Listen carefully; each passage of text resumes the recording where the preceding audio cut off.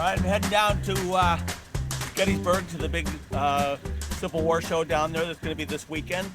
I'll send you some footage from there, and we're setting up down there to preview the biggest Civil War auction we got coming in. This is probably one of the biggest Civil War shows in the country at Gettysburg, of all places. And I'm on a 10-hour drive now, so catch you on the flip side. See you in a little bit. Welcome to the Donley Auctions Unfiltered Podcast. In this episode, we're taking you along with Mike and John on their recent trip to Gettysburg for the annual Spring Gettysburg Civil War and Military Antiques Show.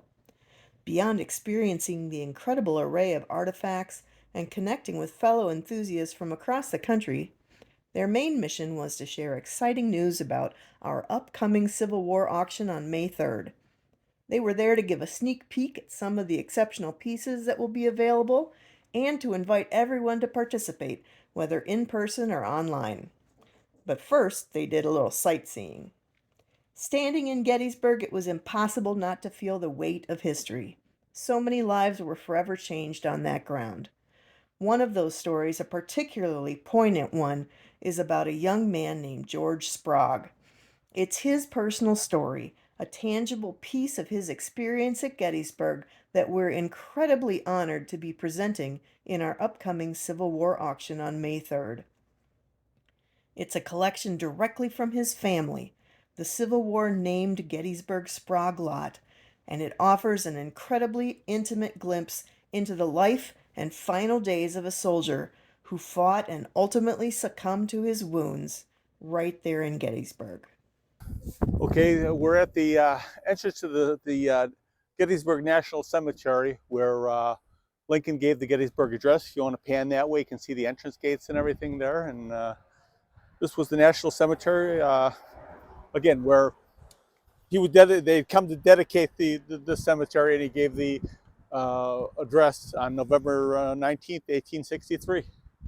Here's the map of the cemetery, showing everything, and we're here right now. We're going to be going up to the Speech Memorial, which is up at the top of the hill. The speech is over there. Yeah, not underneath the. It calls that the rostrum. They must use that for special events. Right.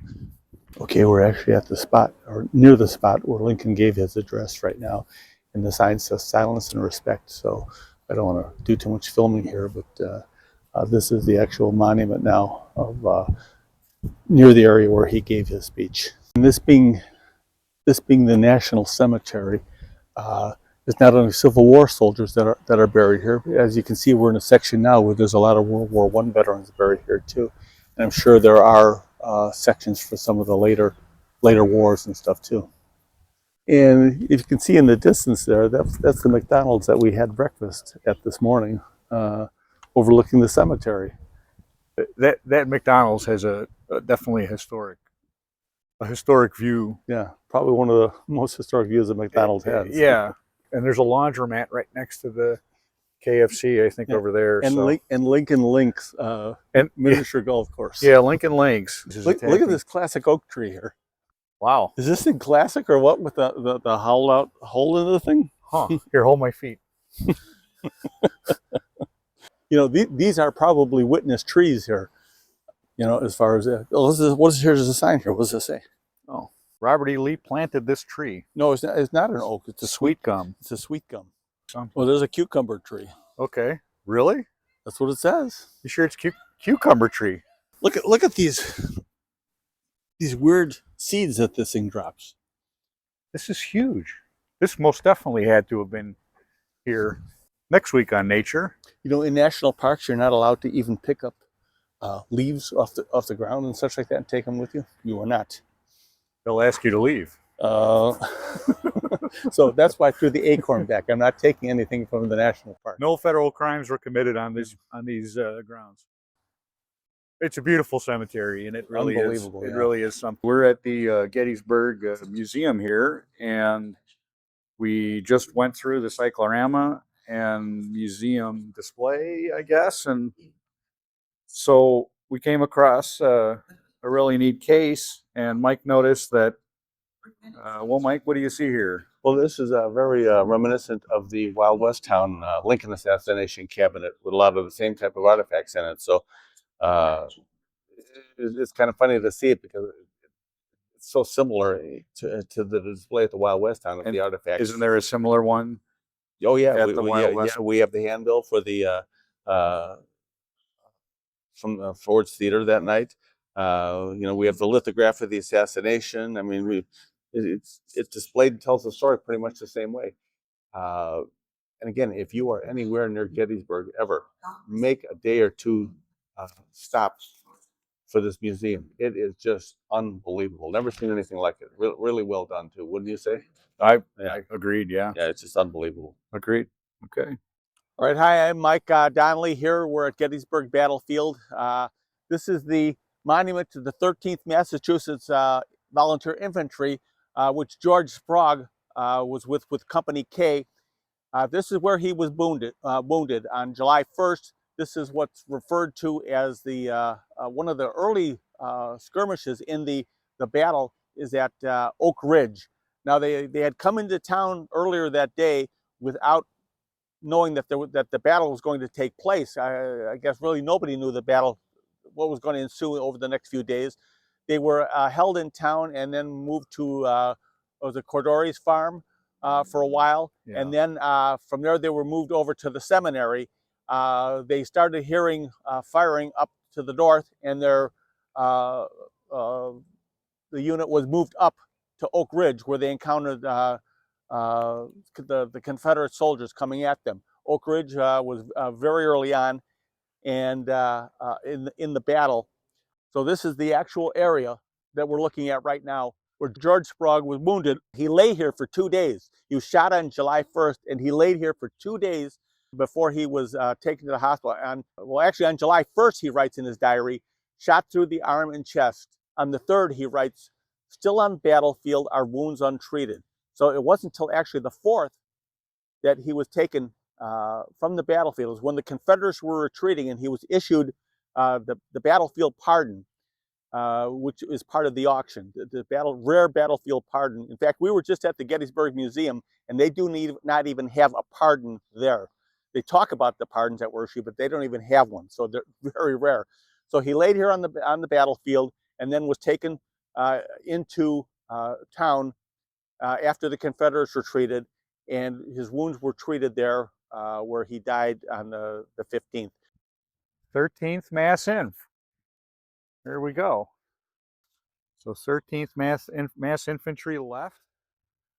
Right, we're standing actually on the ridge now, along the line of the 13th Massachusetts Volunteer Infantry. This is a marker of their left flank right here. So this is the area right in here where George Sprague was wounded. The area we're standing on right now. And we also have another marker. 104th New York Infantry. Right flank. Right flank. So shoulder to shoulder. So this is where he laid for 3 days, right in here. You see all boy, kind of a place. It's how would they even find you here? Well, wow. It's shoulder to shoulder. The 104th New York was here, and the 13th Massachusetts was right over there. We will pick this up at the church, which served as the hospital then. All right, we're downtown Gettysburg right now. We're in front of the Christ Lutheran Church, which served as the First Corps hospital during and after the Battle of Gettysburg. This is where George Sprague was carried off the battlefield on July 4th to the hospital here. They were doing surgeries on the first floor and treating patients, dying patients in the basement here. Hi, again, it's Mike Donley, and we're here with Court from the Horse Soldier Museum in Gettysburg, and he's going to show us around. It's the most unbelievable place. We just came from the Gettysburg Museum, and I'm going to tell you, put this at the top of your list. Sorry, Gettysburg Museum, but this is unbelievable, and all this stuff is for sale, and there's unbelievable stuff here. Court's going to show us around a little bit and stuff. So. You're too kind. You're too kind. The pièce de résistance, the only wartime code of General Ulysses S. Grant. This has been featured on an American Battlefield Trust video with Gary Edelman recently, but this is the only wartime worn coat. These are from the York Springs GAR post. But you can see some medical items, everything from a Flagstaff carrier to that's a model 1817 common rifle. This cohorn mortar came from the Texas Civil War Museum collection.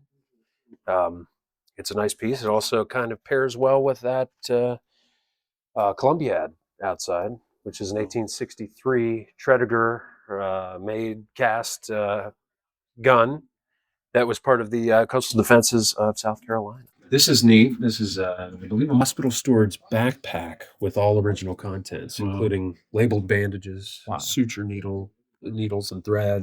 I mean, the fact that that survived, I mean, just It's unbelievable. it's just oilcloth over a wicker frame with support straps, but adhesive plaster for making casts, tourniquets, lint for bandage making.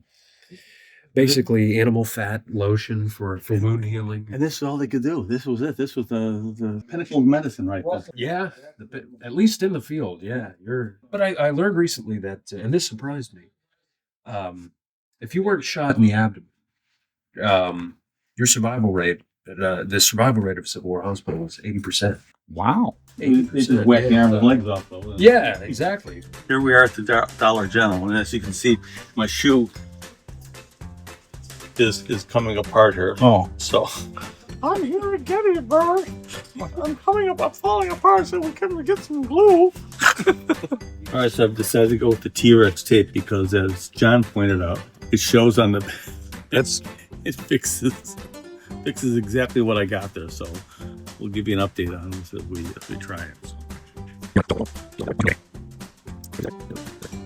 Good as new. Wow, look at that. Okay, that's good as new. I'm happy with that. There's Lincoln Links. And Lincoln Links and General Pickett's Buffet. Well, how did it go? They only take cash, no charge, or they only charge? Only charge. Only charge, no cash. So it's a picturesque view. So well maintained, isn't it? Unbelievable. Oh yeah, yeah. These fences are really something. You know, nice paved roads throughout the park and everything. Just great. So it's a Cordori house here. Yeah. So this is one of the spots where Sprague was at. over there. I think is Seminary Ridge. I think that's the stretch of trees over there. Oh, that must be a heck of a view. So we are leaving Gettysburg right now, and Mike is at the wheel. And I think we had a good show. Met a lot of people there and talked a lot of people who are going to be bidding on the auction. And wish the weather would have been this nice. The whole 3 days we're here, it's really beautiful out today. We're heading through the battlefield. Only 10 hours of driving to get back home. We're here with racing legend Bob Boyce. We've been friends forever. I mean, it seems like I've known Bob since I'm a teenager, and you were a teenager then too.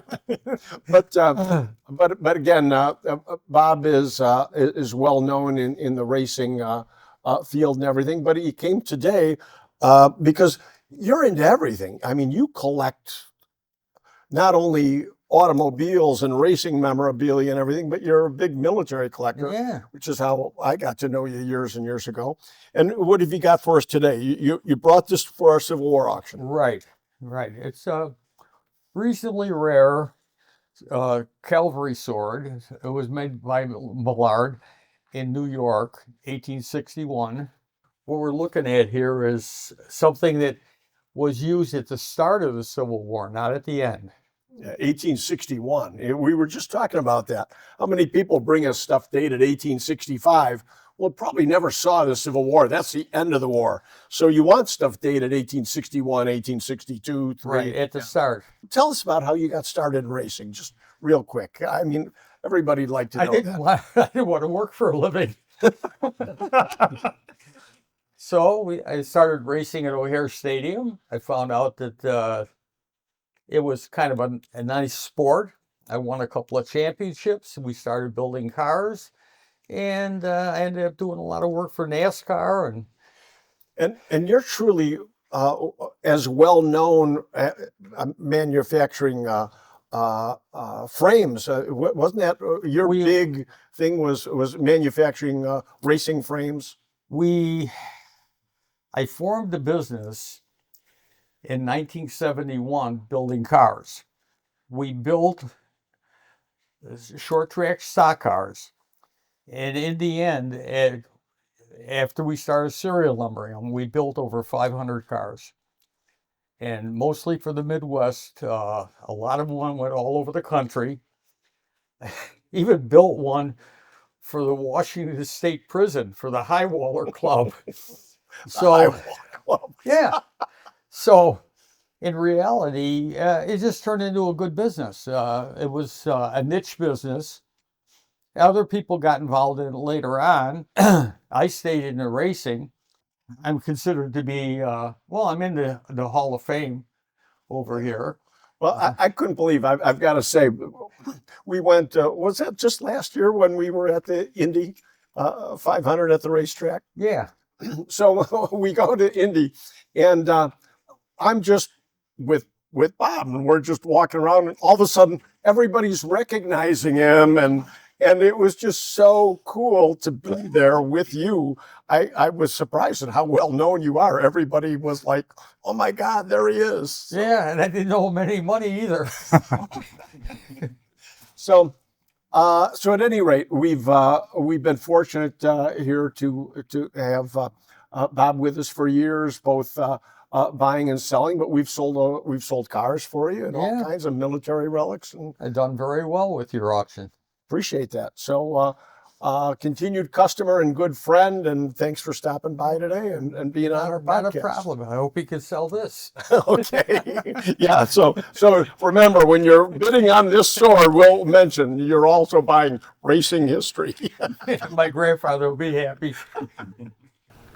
Okay, where's Susan? Okay. I'm looking to see what came in. What is this?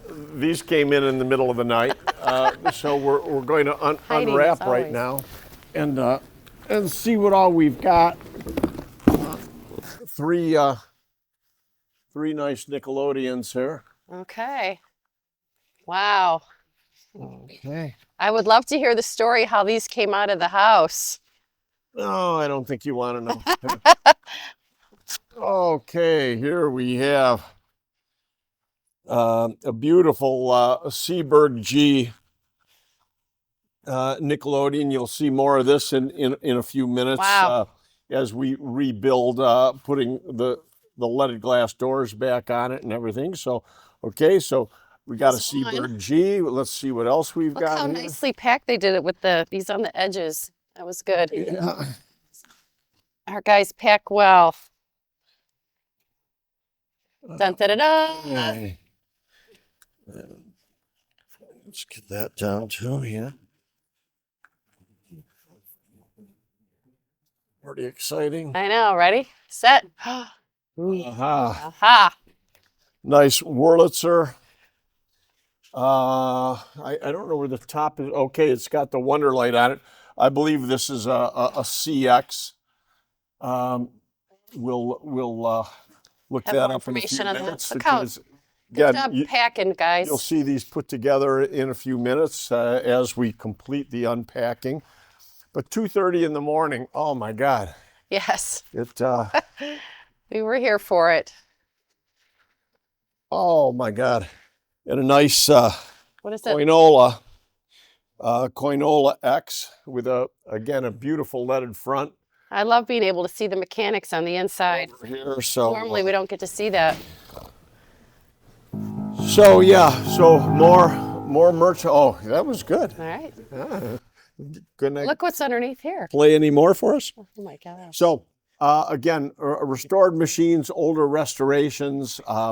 This is all for the May auction, end of May. Yeah. So it's just arriving now. We knew these were coming. Oh, Tucker knows how Good to boy play. play. Okay. Good boy playing. So again, stay tuned. We'll be photographing these in just a few minutes, but always want to show you the fun of all the merchandise that comes in every day at Donley This is great. Auctions. Very exciting. Never a dull moment. So, Susan, now that you've seen all the Nickelodeons and everything that's coming up in May, I want to remind everybody about this show coming up, the Midwest Music Expo, and we have an auction. Oops, let me get rid of that.